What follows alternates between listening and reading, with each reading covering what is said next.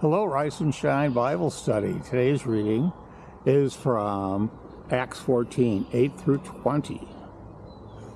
While they were in Lystra, they came upon a man with crippled feet who had been there for that way from birth, so that he never walked. He was listening as Paul preached, and Paul noticed him and realized he had faith to be healed.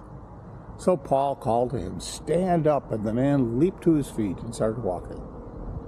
When the listening crowd saw what Paul had done, they shouted, in their local dialect, of course, "These men are gods in human bodies."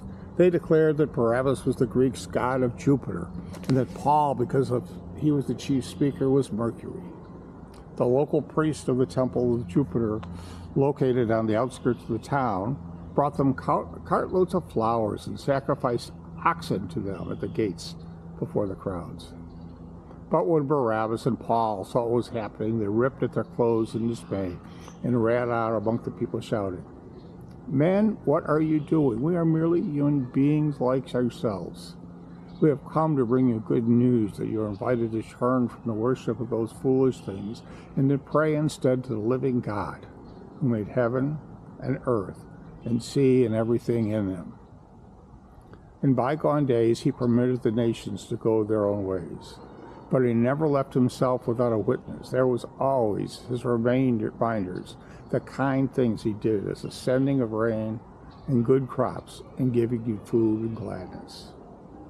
But even so, Paul and Barabbas could scarcely restrain the people from sacrificing to them.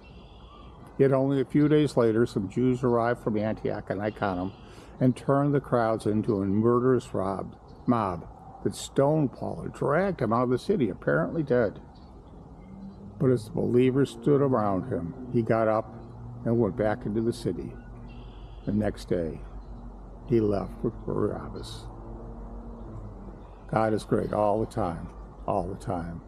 God is great.